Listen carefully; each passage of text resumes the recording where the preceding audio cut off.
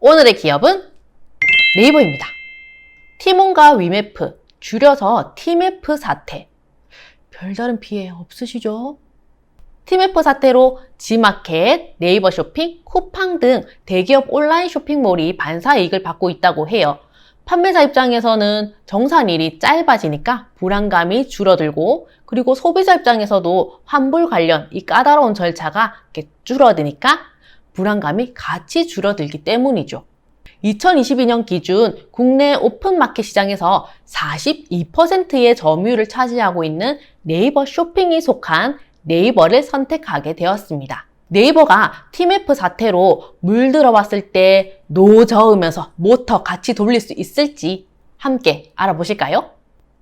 2023년 12월 말 12월 31일 기준으로 네이버는 종속회사 103개사를 가지고 있습니다.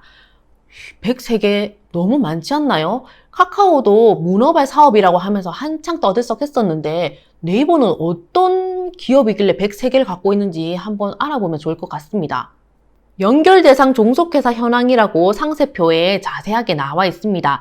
네이버 파이낸셜 주식회사를 시작으로 여러 가지가 나와 있는데요. 웹툰도 보이고요. 그리고 여러분 눈에 들어오는 거 보이시나요? 크림이라는 요것도 있고, 그리고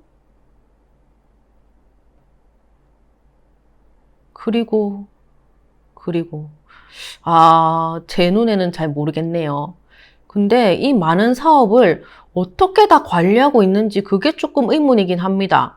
계열회사 기준으로 상장된 거는 네이버를 하나 가지고 있습니다. 그리고 그 밑으로 비상장된 게 49개가 있어요. 네이버 클라우드, 그리고 스노우, 어뮤즈, 여러 가지가 있습니다. 크리미라고 하는 그런 것도 있고 여러 가지가 있네요. 웹툰도 있고요.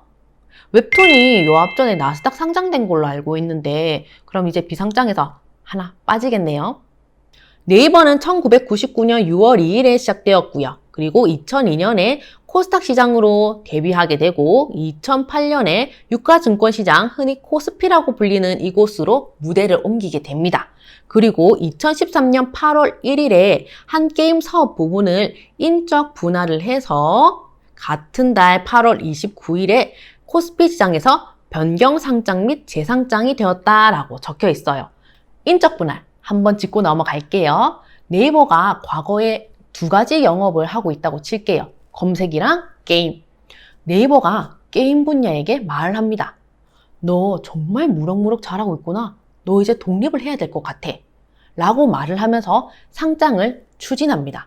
그리고 게임은 지금까지 열심히 일을 해서 자기 그릇에 담아놓은 자산, 부채, 자본을 챙기고 신회사를 설립하게 되죠. 그때 투자를 한 개미 투자자가 질문을 합니다. 저 1% 투자를 했는데 제 주식은 어떻게 되는 건가요? 그때 네이버가 이렇게 대답을 합니다. 걱정하지 마세요. 네이버 주식 관련해서 수량이 조금 변동이 있지만 네이버 검색 분야의 1%, 네이버 게임 분야의 1% 이렇게 비율이 동일하게 적용이 될 것입니다. 라고 말을 해요. 이게 바로 인적 분할입니다. 인적 분할과 비슷하지만 조금은 다른 물적 분할이 있습니다.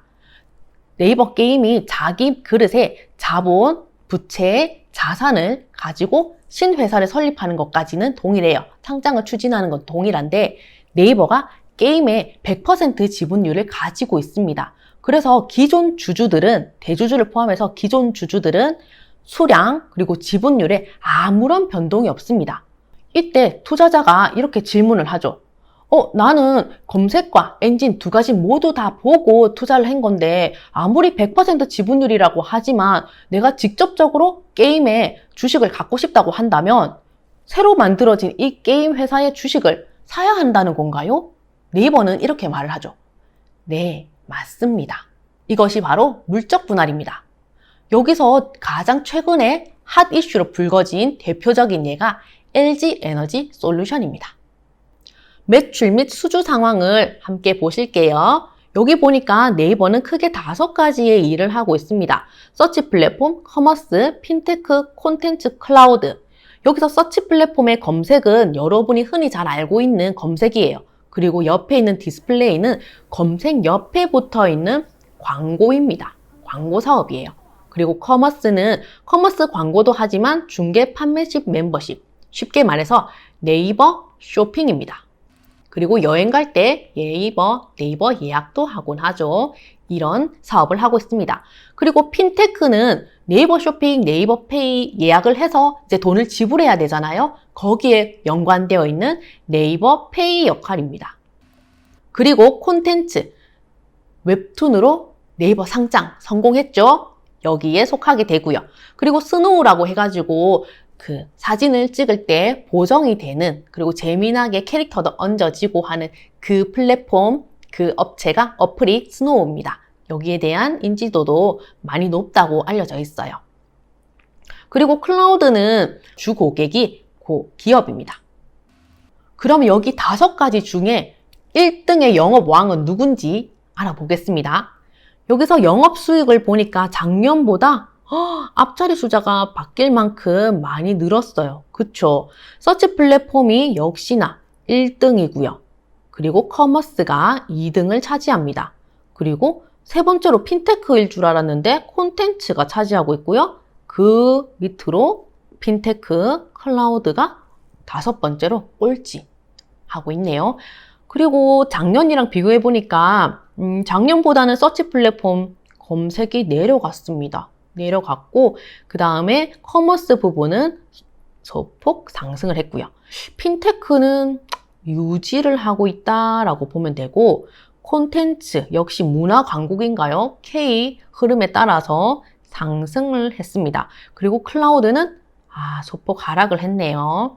서치 플랫폼 분야가 검색인데 이게 하락세를 타고 있네요. 그리고 하락폭이 제일 크기도 하고요.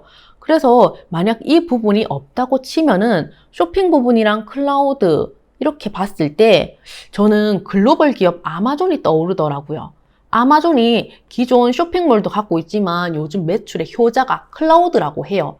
그래서 미국에 큰 내수 시장이 있는 것도 있지만 우리나라 그 클라우드 사업도 만만치 않게 IT에 관련해가지고 거부감이 별로 없을 것 같은 생각이 들어서 네이버가 클라우드 부분에도 조금 더 힘을 쓴다면 괜찮지 않을까? 그러면은 제2의 한국의 아마존이 되지 않을까라는 생각도 들긴 합니다. 네이버의 연구개발비, 한창 많이 연구개발을 해서 글로벌 기업으로 가려고 하는 네이버가 보통 20% 내외로 해서 연구개발비를 쓰고 있습니다. 그리고 어떤 연구개발을 하고 있는지 한번 알아보면 좋을 것 같습니다. 역시나 상세표에 연구개발 실적이라고 적혀 있고 여러 가지가 나와 있는데 2019년부터 나와 있네요. 쭉쭉쭉쭉 보면서 이렇게 우리가 열심히 일을 했고 매출에 기여하도록 노력했습니다 라고 많이 적어져 있습니다. 그리고 여기부터 우리가 연구 진행 중인 부분입니다 라고 적혀 있습니다. 이걸 보면서 네이버가 이쪽 부분에서 조금 더 힘을 쓰고 다른 데는 저거에서 힘을 쓰는데 이제 시작 단계인가? 아직은 생각하지 않고 있나? 라고 평가를 해볼 수 있을 것 같습니다. 그래서 보류를 할지 추가 매수를 할지 아니면 좀 지켜볼지 판단할 수 있는 기준이 될 것 같아요. 고객에게 더 나은 서비스로 연구 개발까지 하면서 나아가고 있는 네이버가 주주들에게는 또 어떻게 다가가고 있는지 자본금 그리고 주식 총수 관련해 가지고 알아볼게요. 자본금 변동 사항을 보니까 네이버는 상법에 근거해서 2020년, 2021년, 2023년 이렇게 3번에 걸쳐서 이렇게 자사주를 소각하였습니다 라고 나와 있어요. 그리고 최근 5년간 자본금에는 변동이 없습니다 라고 나와 있습니다. 자본금에 변동이 있다고 하는 거는 이젠 하다 건들 게 없어가지고 자본금까지 건드냐 라고 생각하면서 마지막으로 탈출할 수 있는 타이밍이라고 생각하시면 됩니다. 네이버가 발행할 주식의 총수는 3억 주고요. 현재까지 발행을 한 주식 수는 2억 4천 주입니다. 그리고 현재까지 감소한 주식 수는 약 7,800만 주로 나와 있습니다. 네이버 게임 분야가 인적 분할이 되면서 약 7,500만 주를 가져갔고요. 그리고 자기 주식 소각을 하면서 3번에 걸쳐서 약 240만 주를 소각했습니다. 그리고 여기에 시중에 돌아다니는 주식이 약 1억 5천만 주가 됩니다. 그런데 뭔가 이상한 거 보이시죠? 자기 주식을 소각을 했다고 하는데 뭔가 이상해요. 이거 보세요. 여기 발행할 주식 총수가 소각한 거 다 합쳐서 여기 1억 6천만 주가 있는데 곱하기 100을 하면 이 숫자가 아니에요. 이 숫자가 나와야 되는데 차이가 있습니다. 그 차이가 바로 이렇게 되는 것이죠. 그러면 자본금에서 이렇게 차이가 있는데 보고서 잘못 쓴 거 아닌가요? 라고 생각하실 수 있습니다. 그런데 잘못된 게 아니고 이 자사주 소각한 이 금액이 여기서 비용 처리가 된 것입니다. 네이버가 물건을 많이 팔아서 돈을 엄청 많이 벌었어요. 거기서 줄 거 다 주고 뺄 거 다 빼고 나니까 요만큼의 돈이 남습니다. 그 돈이 남아가지고 배당금도 줬는데도 또 돈이 남아요. 그래서 3번에 걸쳐서 자사주 소각을 하게 된 겁니다. 그 돈이 바로 자사주 소각한 돈이 이익잉여금에서 처리된 거예요. 그래서 자본금을 건들지 않아도 우리는 충분한 자금력이 있습니다 라고 표현될 수도 있는 거고, 우리는 튼튼한 회사입니다 라고 나타낼 수도 있는 겁니다. 네이버가 나타내는 숫자는 얼마인지 한번 재무제표 보면서 같이 알아보실게요. 연결 재무제표를 보면서 한번 알아보도록 할게요. 밑에 딸려있는 103개의 종속회사가 일을 잘하고 있는지, 아니면 네이버 혼자 일하고 걔네들은 있는지 같이 알아보도록 하겠습니다. 21년에서 22년 넘어갈 때 16%였고요. 그리고 23년으로 넘어갈 때는 9%의 성장률을 보였습니다. 생각보다 조금 높네요. 근데 작년보다는 조금 아쉽습니다. 그래서 그러면 지갑 금고에, 네이버 금고에는 얼마나 돈이 많이 들어와 있는지 같이 알아보실까요? 똑같은 비율인지 아니면 조금은 다른지 알아보겠습니다. 여기서 넘어갈 때 마이너스 2%였고요. 그리고 23년을 넘어가니까 31%가 나왔습니다. 마이너스 2%? 왜 돈이 더 적어졌지? 라고 생각할 수 있습니다. 근데 여기를 보세요. 띠리리. 단기 금융상품. 단기 금융상품은 쉽게 말해서 우리가 흔히 드는 1년 미만의 예적금이라고 보시면 됩니다. 6개월 만기라든지 만기가 빨리 찾아오는 예적금이라고 보는데, 2022년은 고금리의 거의 절정이라고 보고 있거든요. 왜냐면 2023년, 2024년 넘어가면서 이제 금리 인하를 해야 한다. 경기 침체가 다가오고 있다. 금리 인하를 해야 한다라고 하면서 그 가능성에 투표하는 그 표를 던지는 사람들이 많아지고 있습니다. 그때 네이버가 잘 이용했다. 내 금고에 돈을 쌓아두는 것보다 은행에 저금시키는 게 훨씬 이득이라고 판단했으니까 이렇게 약 2배가 되는 금액을 넣은 거죠. 그래서 내 지갑에 있는 현금은 적더라도 2배로 은행에 맡겼고, 대신에 2023년 넘어오면서 이 31%라고 하는 수중의 돈을 좀 더 증가시켰습니다. 이 돈을 가지고 2024년에 투자로 들어갈지 아니면은 다른 곳으로 사업을 확장시킬지 한번 알아보는 게 또 좋을 것 같네요. 재밌을 것 같네요. 매출채권 보고 갈게요. 매출채권이 이쪽으로 넘어갈 때 22년에 5.8%였고요. 그리고 이쪽으로 23년으로 넘어가면서 11.9%라고 하면서 내가 받아야 하는 매출채권의 비중이 좀 더 늘었습니다. 크게는 약 2배로 늘었다고 보면 되는데, 이게 진짜 돈을 못 받아서 이만큼 는 것인지 아니면은 진짜 장사를 잘해서 그만큼 매출채권 비율이 많아진 것인지 한번 알아보도록 할게요. 그런데 여기 밑에 재밌는 게 있어요. 재고자산. 네이버는 IT 서비스업으로 알고 있는데 뭘 만드는 회사가 아닌데, 예로 들어서 뭐 물건을 판다고는 하지만 뭘 만드는 회사가 아닌데 무슨 재고자산이 있을까요? 이것부터 먼저 알아보고 가겠습니다. 네이버의 재고자산 현황입니다. 네이버 재고자산 현황을 보니까 직매입이라고 해서 상품 계정을 사용했거든요. 그러면 네이버가 직접 물건을 사서 진짜 판다는 거예요. 네이버 쇼핑 등을 이용해서 판다는 거고, 그리고 브랜드 상품 등이라고 하면서 제품 원재료 계정을 썼어요. 그러면은 어떤 브랜드와 함께 일을 하면서 협업을 해서 어떤 한 브랜드를 론칭을 하고 만들어서 판매를 한다라고 볼 수 있거든요. 그러면 이게 쉽게 말해서 우리한테 직접적으로 쉽게 와닿을 수 있는 게 마트의 PB 상품이라고 생각하시면 됩니다. 네이버에 이런 게 있었다니 조금 놀랍습니다. 그쵸? 그냥 저는 쇼핑할 때 네이버가 파는지 안 파는지 모르고 그냥 샀는데, 다음에 네이버 쇼핑이라든지 이용할 때 네이버의 자사 제품인지, 이렇게 협력된 자사 제품인지, 아니면 네이버가 직접 물건을 떼서 하는 그건지 한번 알아보면 좋을 것 같아요. 아니면은 직매입이라고 하는 게 어떤 한 브랜드의 뭐 공식몰이라고 볼 수도 있을 것 같기도 합니다. 이거에 대해서 좀 더 자세히 알아보면 좋을 것 같네요. 주주라면 알아봐야 할 것 같기도 하고요. 재고자산은 41%가 나왔고요.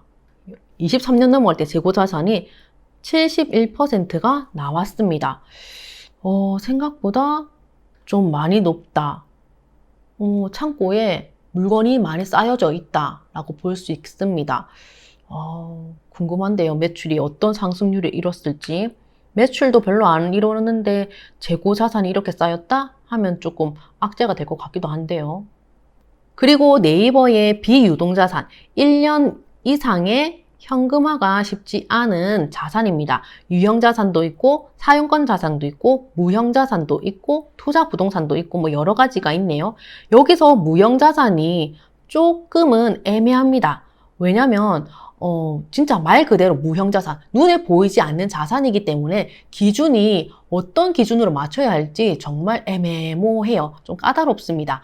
회사는 어떤 한 무형자산에 관련해서 최고 등급을 매기지만 투자자나 뭐 다른 사람이 봤을 때, 뭐 내가 봤을 때, 야, 그 정도는 아닌데 라고 생각할 수 있거든요.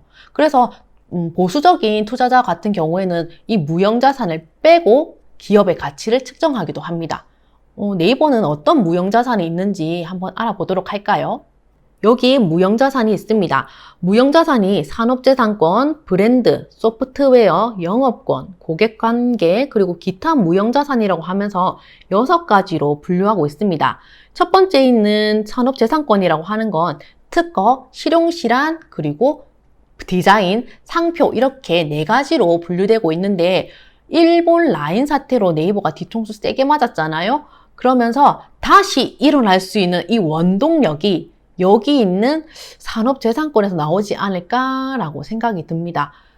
역시 사람은 기술이 있어야 되는구나. 무형자산도 여기 감가상각이 들어갑니다. 근데 여기 브랜드랑 영업권은 감가상각이 0이에요. 그러면은 계속 가치가 오르기만 하나요? 라고 생각이 들 수도 있습니다. 그렇지는 않고 여기 손상 및 환입이라고 하는 항목을 이용해서 정기적으로 검사를 하고 있어요. 그래서 영업권이 요만큼은 조금 깎였구나. 브랜드가 이번에는 없네. 좀 손상 없이 이익도 없이 그냥 쭉 가는 건가? 이렇게 생각해 볼 수 있습니다. 그리고 그 밑에 있는 투자 부동산. 네이버는 어디에 투자하지? 대기업이 투자하는 것은 또 다른가? 라고 궁금해 하실 수도 있는데, 좀 특이한 게 2년 동안은 투자 자산의 숫자가 없었습니다. 2023년에 크게 한 건 발생했어요. 그러면 또 궁금하잖아요. 뭔지 알아보러 갑시다. 여기 투자 부동산 관련해서 상세한 설명이 있습니다. 기초금액은 0이었는데 기타에 이만큼이 늘어서 지금 평가를 좀 해보니까 조금 깎여서 재무제표에 나와 있는 이 금액이 나왔다라고 적혀 있어요. 그럼 이게 뭐지 싶어서 이제 밑에 보니까 토지 등 사용 변경 계획으로 인해서 유형자산에서 계정 대체해서 여기로 왔습니다 라고 적혀 있어요. 그럼 다시 유형자산 올라가야죠. 유형자산 내가 확인하러 왔다 하면서 딱 봅니다. 여기 보니까 토지 부분을 딱 봐요. 보니까 여긴 뭐 별다른 게 없는데 하고 또 밑에 내려가 보니까 띠리리 여기 기타 부분에 토지가 있고 여기 기타 부분에 비슷한 숫자가 적혀 있습니다. 딱 떨어지는 숫자가 아닌데 이게 맞나? 라고 갸우뚱 하실 거예요. 그러면은 또 밑에 상세한 설명이 있거든요. 한번 봅시다. 여기 기타 부분에서 설명해 드릴게요 하면서 타 계정이면 여기가 투자 부동산이 되겠죠. 투자 부동산에서 대체될 거예요. 취득세 환급 등 기타 비용을 포함해 가지고 아까 이쪽 금액이 나왔고 투자 부동산 계정 과목으로 들어갈 겁니다 라고 적혀 있습니다. 그러면은 기존에 사용하려고 했던 그 토지가 이제 투자 부동산, 돈을 벌어오는 토지로 변경을 해서 이제 제2의 불로소득, 네이버의 불로소득이 되겠죠. 그럼 그 불로소득으로 좀 더 매출, 당기 순이익이 높아져서 이제 배당으로 좀 올라갈 수 있는지 조금 기대를 해볼까라고 설레이는 마음이 생길 겁니다. 투자 부동산으로 계정도 옮겨서 이제 돈도 조금 많아질 것 같은데 그러면 지금 갖고 있는 2023년 12월 말 기준으로 이 금액으로 부채를 갚을 수 있는지 지금 당장 네이버가 망한다고 했을 때 발등에 떨어지는 은행 대출을 아니면은 회사채에서 다가오는 만기가 다가오는 대출 갚을 수 있는지 한번 알아볼까요? 여기 유동부채 부분을 보니까 생각보다는 금액이 커가지고 못 갚을 것 같은데 라고 싶었거든요. 근데 단기 법인세 부채 세금 내야 될 거 내고 여기 유동부채 보니까 여기가 예수금이 많이 들어가 있더라고요. 기존 소득세 직원들한테 월급 주면서 소득세 간접 내는 거 그거 포함시키고 그 다음에 여기서 부가예수금 포함하고 이렇게 하니까 대부분 세금이라 가지고 이 두 개를 떼니까 이 현금으로 유동부채 갚을 수 있었습니다. 그래서 궁금하더라고요. 그러면은 얘네들 비율이 어떻게 되는 건지 자산 비율이 어떻게 되지? 라고 좀 궁금해져서 계산을 또 해봤습니다. 먼저 부채 비율부터 알아볼게요. 부채 비율이 2021년도에 40.2%에서 23년도로 올라가니까 47.4%로 오르고 있더라고요. 이런 오름세를 보니까 조금 불안하긴 했지만 50% 이하이기 때문에 조금 그래도 안정적이지 않나, 양호하지 않나 라는 판단이 들었고 그래서 전체 자산에서 부채가 차지하는 비율이 어떨까 좀 궁금했거든요. 자산 대비 부채는 32%였고요. 그리고 자본은 68%를 차지하고 있었습니다. 네이버가 부채 32%를 차지하고 있어가지고 생각보다 작은 비율이라서 조금 놀라기도 했고 그러면 생각보다 네이버 현금이 좀 두둑한데요? 라고 생각하면서 그 자산은 또 어떻게 구성되어 있는지 궁금하시죠? 제가 또 알아봤습니다. 자산에서 현금을 포함해서 재고자산도 다 포함해서 약 20%, 유동자산이 20%를 차지하고 있었고요. 그리고 토지라든지 건물, 네이버 본사 세우는 그런 건물 포함해서 유형자산이 8%, 그리고 무형자산, 브랜드 영업권, 산업재산권 포함해서 이게 10%를 차지하고 있었습니다. 유형자산보다 무형자산 비율이 좀 더 높았어요. 그래서 역시 IT 서비스 기업은 무형자산의 힘을 무시할 수 없구나 라는 생각이 들었습니다. 그리고 여기 보니까 관계기업 및 공동기업 투자라고 해서 이게 49%를 차지하고 있었습니다. 역시 종속기업 103개는 그냥 만들어진 게 아니구나 라는 생각이 들었고 역시 IT 기업은 서비스 기업은 같은 계열로 투자를 꼭 해야 되는구나. 역시 인지도 선점을 많이 해야지 매출에 영향이 많이 있겠구나 라는 생각이 들었습니다. 네이버의 가계부 보고 가실게요. 포괄손익계산서입니다. 네이버는 IT 기업이기도 하고 IT 기업을 포함한 물건을 생산하지 않는 서비스업입니다. 서비스업은 기존 제조업체랑은 조금 다른 항목으로 포괄손익계산서를 만들고 있거든요. 기존에 제조업을 했던 회사들을 봤을 때 매출액, 거기에 대한 원재료는 매출 원가, 그리고 판관비 들어가고 뺄 거 해서 영업이익 해서 나오는데 서비스업은 그 이름이 조금 다릅니다. 영업수익이라고 해서 매출을 나타내고 있고요. 영업비용이라고 해서 여기는 원재료라고 생각하시면 됩니다. 그리고 영업이익은 똑같이 영업이익이라고 말하고 있습니다. 네이버가 21년에서 22년 넘어올 때 20.5%, 그리고 23년도로 넘어올 때는 17.6%. 와, 재작년보다는 조금 낮아졌지만 그래도 15% 이상은 매출을 올리고 있다라고 볼 수 있습니다. 생각보다 15% 위라서 놀랬어요. 일 잘하고 있네 라고 생각했습니다. 여기서 원재료 원가율이 80에서 85% 정도 차지하고 있는 걸로 보이고, 영업이익도 그러면 15에서 20%의 수익을 올리고 있다라고 보여집니다. 꽤 생각보다 일을 잘하고 있죠. 그쵸? 영업이익이 좋아가지고 밑에 있는 당기순이익은 얼마나 될지 뺄 거 다 빼고 손에 남는 게 진짜 얼마인지 궁금합니다. 당기순이익을 보니까 2023년도에 10% 남았고요. 그리고 22년도에 8%. 그렇게 비하면 23년이 좀 더 일을 잘했다라고 볼 수 있습니다. 근데 문제는 21년도입니다. 숫자가 어마무시하게 커졌죠.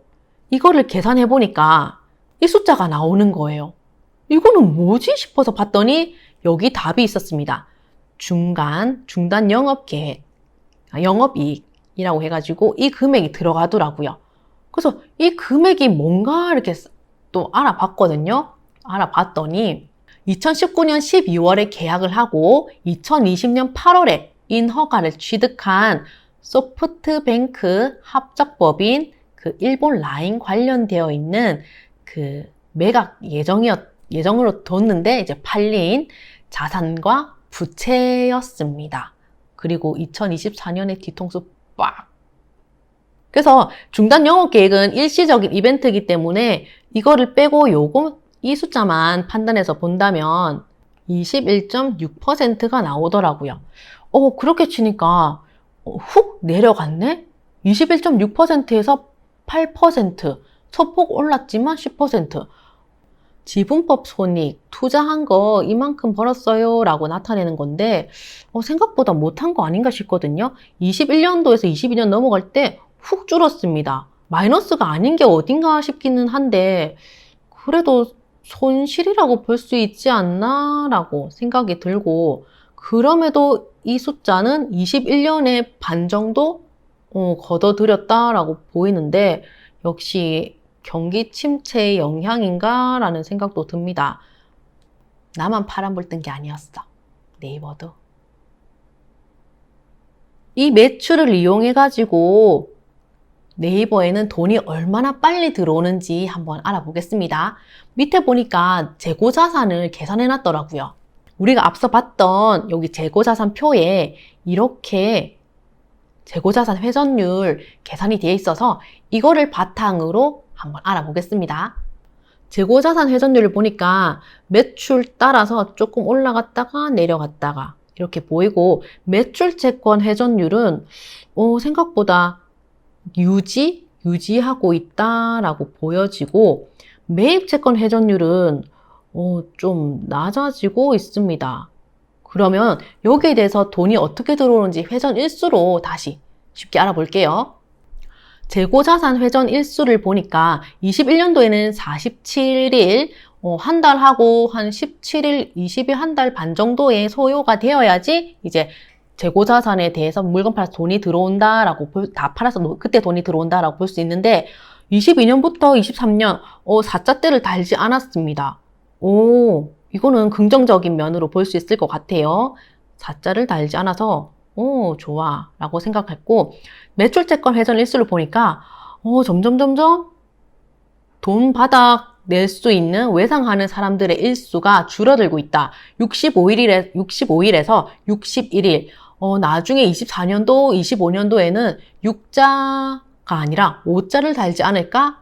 2달이 아니라 한 달하고 3주, 한 달하고 2주 이렇게 점점 짧아지지 않을까라고 생각이 들고 기대가 됩니다. 그런데 매입 채권은 또 반대로 가고 있죠. 점점 이렇게 늘어나고 있습니다. 그러면 매입 채권을 잘 정산해주지 않는다. 그러면 내 돈을 안 주는 게 아닌가? 라고 판매자, 소비자들이 좀 불안해할 수 있습니다. 조금은 다행인 게 네이버 쇼핑에서 평균 정산 일수가 평균 1.5일이라고 합니다. 소비자가 네이버 쇼핑에서 물건을 구입을 하고 구매 확정을 누르면은 구매 확정이 된 그때부터 플러스 1일 해가지고 그 다음 날에 돈을 정산해 줍니다. 그리고 빠른 정산을 신청한 판매자라면 집합 처리, 즉 창고에서 물건이 나간 다음에 플러스 1일, 그 다음 날에 돈을 정산한다고 해요. 그러니까 환불이 들어오면 또 빨리 해주니까 그렇게 해서 평균 1.5일이 된다고 합니다. 그래서 TMF에서 좀 많이 눈물 흘리고 온 판매자 그리고 소비자들에게 신뢰를 좀 많이 쌓게 되는 계기가 되지 않을까라는 기대감이 생겼고, 이게 숫자로는 어떻게 표현이 될까 하면서 숫자에 대한 궁금증도 많이 생겼습니다. 네이버 주주라면 네이버 쇼핑 많이 이용해서 구매 확정 꼭 누르는 게 필수겠네요. 그래서 네이버에게 돈은 2021년에 56일 만에 돈이 들어왔다면 이렇게 점점 짧아지고 있습니다. 현금 흐름이 잘 들어오고 있다. 매출 상승률이 더 좋아진다면 금상첨화겠다. 와. 네이버의 현금 흐름표 보고 가실게요. 영업활동 흐름, 돈 잘 벌었습니다 해서 여기 플러스가 나왔고요. 그리고 투자활동 현금 흐름, 투자 잘하고 있습니다 해서 나간 금액이 더 많아요. 그래서 마이너스. 그리고 재무활동, 돈을 빌리긴 했지만 잘 갚고 있습니다. 갚는 비율이 더 큽니다. 라고 해서 여기 마이너스, 해가지고 마이너스. 전형적인 안정적인 대기업의 현금 흐름을 보여주고 있다라고 볼 수 있습니다. 여기 주식 기준 보상이라고 있습니다. 여기 보니까 우리는 연결회사는 주주총회 이사회 결의를 거쳐가지고 임직원들에게 주식을 주고 있습니다. 라고 적혀 있어요. 여기서 주식 선택권이라는 거는 스톡옵션입니다. 스톡옵션은 시가보다는 저렴하지만 그 특정한 가격을 직원이 살 수 있는 권리예요. 그래서 강제적이지 않기 때문에 직원의 선택에 따라서 결정됩니다.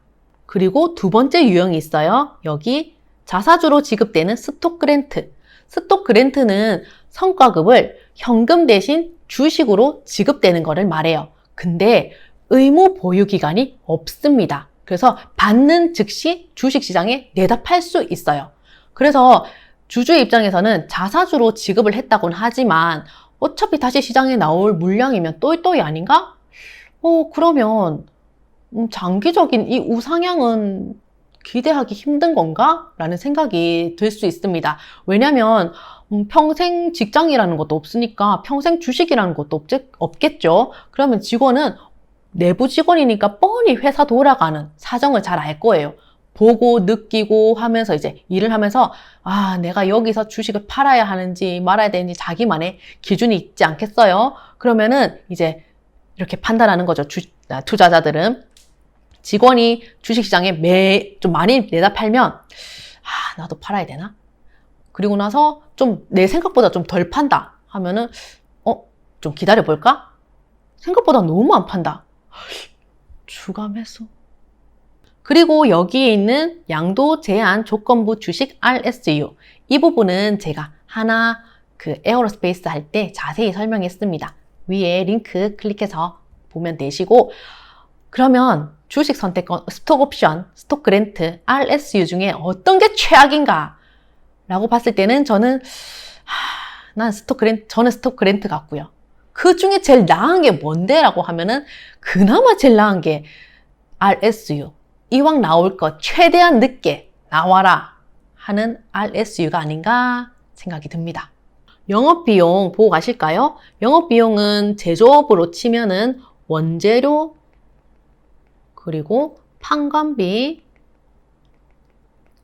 비용 처리되는 부분이라고 보시면 됩니다. 그러면은 영업이익을 계산하기 직전에 돈 들어간 부분이라고 보면 되겠죠. 그러면 네이버가 가장 많이 돈을 쓴 부분이 여기 지급수수료였습니다. 지급수수료가 1등이었어요.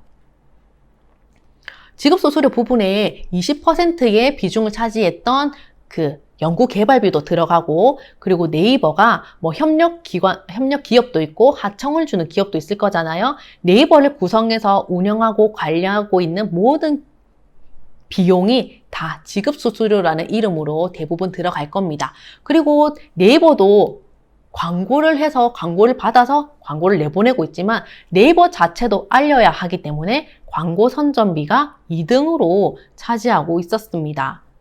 그리고 서비스업이다 보니 역시 사람이 재산이죠. 종업원 급여가 3등으로 차지되고 있었습니다.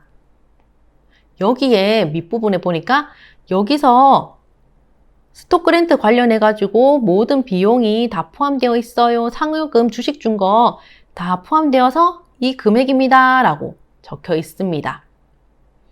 그리고 여기 주식 보상 비용이라는 게 있어요.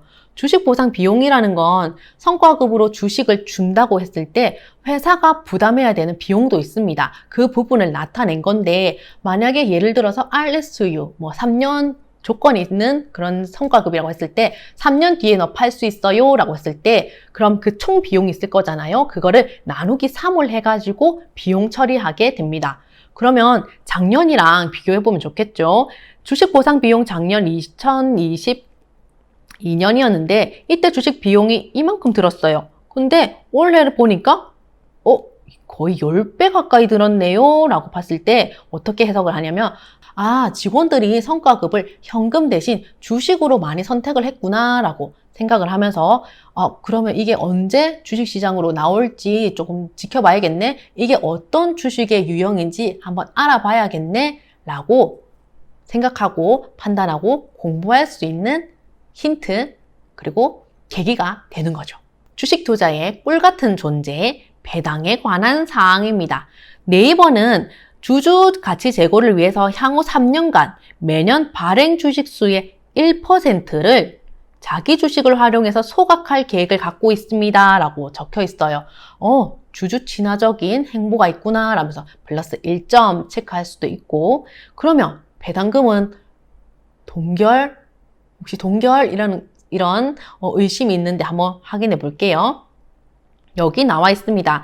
주당 현금 배당금을 보니까 21년도에 요만큼이 22년도에 이만큼 뛰었고요. 플러스가 되었고, 그리고 23년도에도 플러스. 증가폭이 조금 있네. 24년도에 결산 다 하고 나서 25년도에 지급을 할 배당금 기대되는데 라고 생각할 수 있습니다. 그러면은 24년도에 분기 실적 잘 알아봐야겠죠. 증권 발행을 통한 자금 조달에 관한 사항. 주식증권 아닌가요? 라고 생각할 수 있는데 아닙니다. 여기는 회사채를 근거로 두고 있어요. 회사채를 근거로 두면서 만기가 다가왔을 때 원금이랑 이자율 해서 일시상환하는 채권이 있고, 이자율은 주고 있는데 만기가 다가와서 원금 상환을 하지 않고 주식으로 주는 주식증권으로 발행되는 케이스가 또 있습니다. 그때는 이 주식이 오를 거다 생각하면은 주식증권으로 주세요. 봤을 때 안 올라갈 것 같은데, 지금이 고점인 것 같은데 라고 판단이 들면 나 그거 필요 없고 그냥 내 돈 그냥 돌려주세요. 이렇게 선택할 수 있는 그렇게 여러 가지의 회사채가 있습니다. 네이버는 어떤 건지 한번 볼까요? 네이버는 공모시장에서 1%에서 2% 사이의 이자율을 제시하면서 채무증권, 회사채를 발행을 했고요. 회사채를 발행할 때 저희 이쪽에 돈이 필요해서 이거 사는데 좀 쓸 거예요 라고 용도를 밝힙니다. 근데 그렇게 못 쓰는 경우도 있어요. 그래서 보고서에 항상 기재를 해 놓습니다. 네이버는 4-1 요걸로 보니까 데이터 센터 건설할 거고 탑업인 출자할 겁니다 라고 했는데 똑같이 데이터 건설 탑업인 출자에 실제 자금 사용에 되었고요. 그 다음에 4-2도 똑같이 그렇게 되어 있습니다. 내가 말한 대로 저 거짓 안 하고 썼습니다 라고 되어 있어요. 여기서 탑업인 출자라는 건 신사업 확장이라든지 아니면 투자 개념으로 아니면 인수하는 개념으로 보면 됩니다.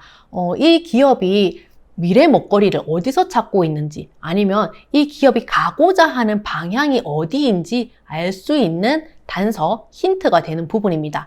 그래서 네이버가 회사채를 발행해서 타 법인 출자, 확장하고 투자하는 거 보니까 역시 회사는 자기 돈으로 하는 게 아닌가 봐요. 회계 감사인의 의견. 여기 보니까 당사, 감사, 종속기업은 모두 공시 대상 기간 중에 회계 감사인으로부터 적정 의견을 받았습니다. 패스 했고요. 그리고 밑에 보니까 조정협회 내용 및 재무제표 불일치 정보, 해당 사항 없음, 네이버가 준 서류 그대로 감사를 했는데 별다른 문제 없었습니다 라고 적혀 있는 내용입니다. 주주에 관한 사항 볼게요. 네이버의 최대 주주가 국민연금이네요. 국민연금이 2022년 기준으로는 8.45%의 지분율을 갖고 있었는데 2023년 말을 기준으로 9.3%의 지분율을 갖고 있어요. 조금 더 느렸습니다. 장내 매수를 통해서 느렸다. 호재인가? 라고 생각할 수도 있겠네요. 무슨 일이 있었지? 회사가 일을 너무 잘했나? 라고 판단할 수 있고 5% 이상의 주식을 누가 갖고 있는지 보니까 국민연금, 아까 봤던 국민연금 있었고요. 그리고 블랙록 펀드 어드바이저 해가지고 5% 가지고 있습니다. 외국 회사, 외국 펀드 회사가 갖고 있네요. 외국 기업 회사가 5% 이상의 지분율을 갖고 있다고 하는 거는 장기적으로 봤을 때 네이버가 투자할 수 있는 회사, 투자할 가치가 있는 회사입니다 라고 투자자들은 그렇게 생각하면 되거든요. 그러면은 국민연금은 기관이고 여기 외국 펀드사도 외국 기관이라고 하면은 큰 손이잖아요. 이 이꼴 큰 손이라고 했을 때 거인의 어깨에 탁 올라타가지고 같이 갈까? 라고 생각이 들겠죠. 제가 찍고 있는 날짜에 반기 보고서 나왔더라고요. 따끈따끈하게 반기, 상반기 비교해 보면서 가겠습니다. 26기니까 여기는 2024년 1월에서 6월까지가 되고요. 여기는 2023년 1월에서 6월까지입니다. 우선은 앞자리가 바뀌었어요. 그쵸? 일단은 증가했다라고 보면 되고 그러면 증가율이 9.5% 상승했습니다. 9.5% 반기별 6개월 동안 조금만 더 해서 10% 가지라는 아쉬움이 있긴 하지만 그래도 일 잘했네 라고 판단할 수 있고 아쉬웠던 게 여기 검색 부분이 매출 조금 비중이 낮아졌고요. 그 다음에 커머스 네이버 쇼핑 예약 이 부분에서는 소매 부분에서는 상승이 있었고 핀테크에서는 별다른 거 없이 콘텐츠는 아쉽다. 하락이었습니다. 역시나 힘내라. 응원을 해줘야 될까요? 그리고 클라우드 부분은 총 0.5의 상승이 있었습니다. 기업에 대해서 영업을 열심히 조금 느린 것 같지만은 잘하고 있구나. 네이버 어떠셨나요? 7월에 팀F 사태가 터지고 7월 말부터 반사이익을 받았다고 하면 11월 중순에 발표될 3분기 실적에 그 숫자가 어떻게 나타날지 기대가 됩니다. 일본 라인 사태로 뒤통수 세게 맞은 네이버가 온라인 쇼핑으로 다시 웃을 수 있을까요? 아니면 중국으로 개인정보가 넘겨지고 있다는 요즘 네이버 페이도 같이 넘겨질지 아니면 고객의 외면을 당할지 지켜보면 좋을 것 같습니다. 오늘의 영상은 여기까지입니다. 네버 다이. 이대로 죽을 순 없다. 버텨서 다시 1등을 노려보자.